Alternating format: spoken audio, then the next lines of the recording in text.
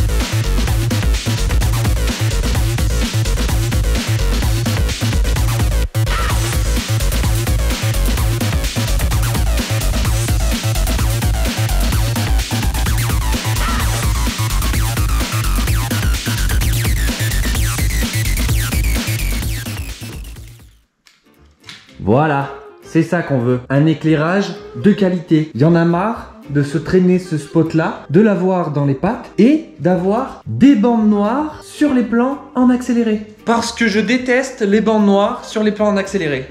J'aime pas ça, ça fait dégueulasse. Ouh, attention, j'ai employé une vulgarité. Il faut savoir, je sais pas si vous le savez, mais je vous le dis. Maintenant, là, à partir de janvier, sur YouTube, on n'a plus trop le droit de dire des grossièretés.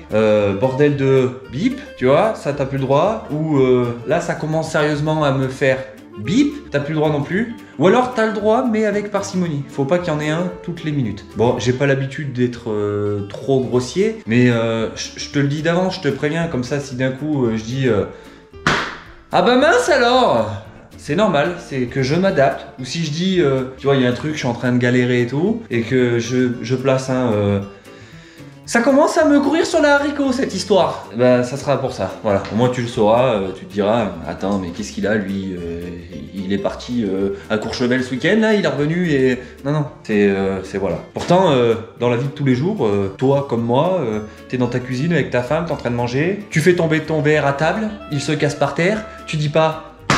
Ah bah mince alors! Tu dis comme moi, tu dis ça, je dis ça, que tu sois en bas ou en haut, tout le monde dit ça. Mais on n'a plus le droit, donc motus et bouche cousue. Parce que sinon après, les vidéos, plus de monétisation. Et 15 000 € par mois, tu serais à ma place, tu te coucherais aussi, comme tout le monde. Calme-toi Jean-Kévin, je ne suis pas à 15 000 € par mois, sinon dans toute la baraque j'aurais mis du placo hydro. Plafond, mur, vis en inox, bande à joint en Kevlar avec de l'enduit hydro. Et comme tu peux voir, c'est pas le cas.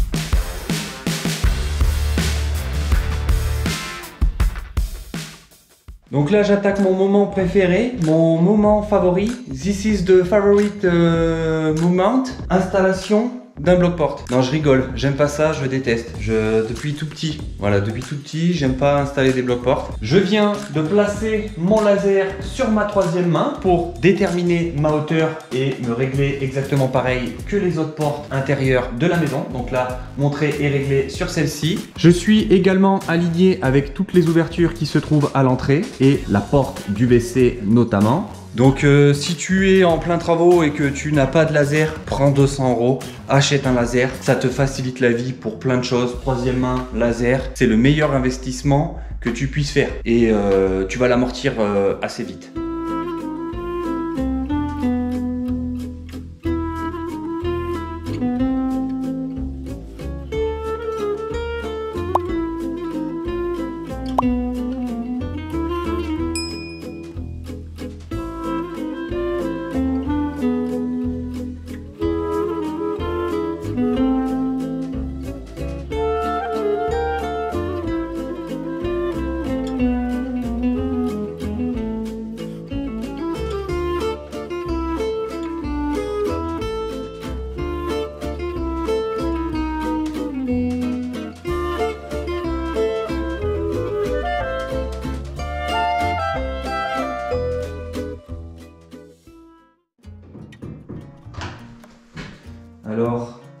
dit quoi?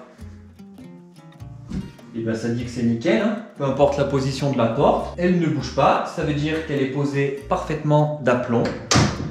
Ça s'est plutôt bien passé, contrairement à celle-ci où j'avais pas mal galéré parce que j'avais le cadre qui avait travaillé. En gros, les montants avaient bombé. Mais un abonné m'a fait un retour en commentaire en me disant que ça venait peut-être du stockage. Et du coup, par rapport à ce commentaire, celle-ci, je l'ai stockée sur la tranche. Je n'ai eu aucun problème. Le cadre n'a pas travaillé, n'a pas bombé. Et celle-ci avait été stockée pendant plusieurs mois en position debout. Donc, c'est peut-être la cause. Éviter de stocker les portes en position debout, mais plutôt sur la tranche pour éviter qu'elles travaillent dans le temps.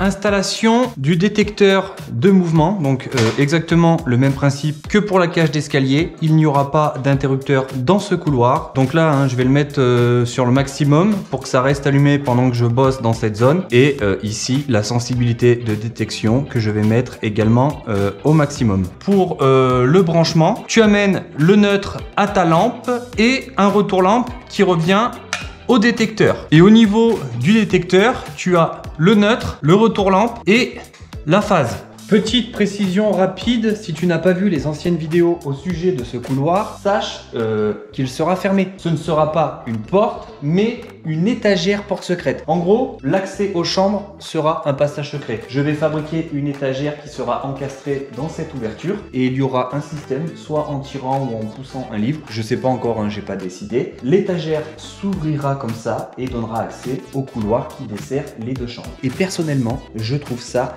hyper stylé. Et c'est pour ça, d'ailleurs, que j'ai mis un détecteur. Une fois fermé, quand on passera devant, la lumière ne s'allumera pas.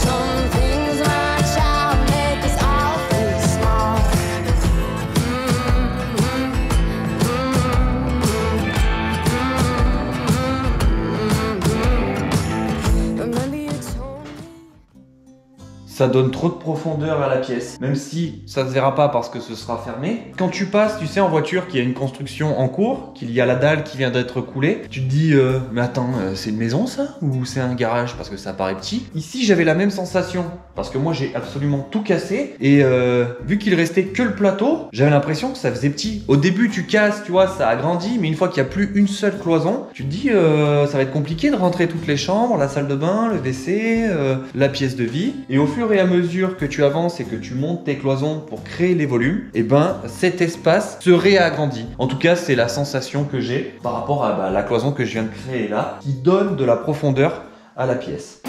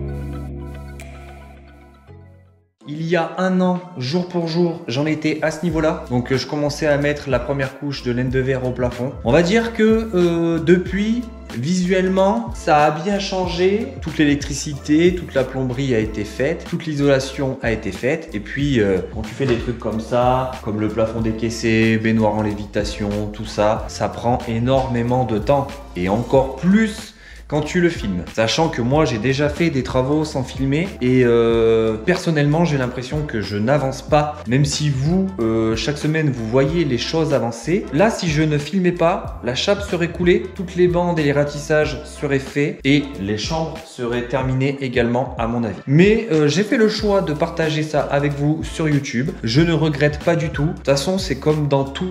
Il y a des avantages et des inconvénients. Certes, mes travaux mettent plus de temps. Mais il y a un autre avantage en plus du côté YouTube, tout ça, du début jusqu'à la fin, j'aurai absolument toute la rénovation de cette maison en vidéo et ça dans les moindres détails. Et puis pour la revente de la maison, j'ai 3 ans de vidéo sur toute la rénovation. Le mec, il peut acheter les yeux fermés. Il sait exactement comment tout a été réalisé et comment tout a été fait, avec quel type de matériaux j'ai travaillé. Et ça aussi, c'est également un super avantage, en plus de tous les avantages que tu as d'être sur YouTube pour avoir des partenaires qui peuvent t'aider pour tes travaux. Je mets du temps, je perds du temps, ça me frustre chaque semaine. J'aimerais avancer plus vite. Pour tous les avantages que je viens de citer précédemment, je ne regrette pas du tout de filmer mes travaux. Sur ce, j'arrête de parler. Je vous dis à la semaine prochaine. Merci à tous d'avoir regardé cette vidéo. Merci à vous d'être de plus en plus nombreux, de me soutenir. À dimanche prochain. Ciao!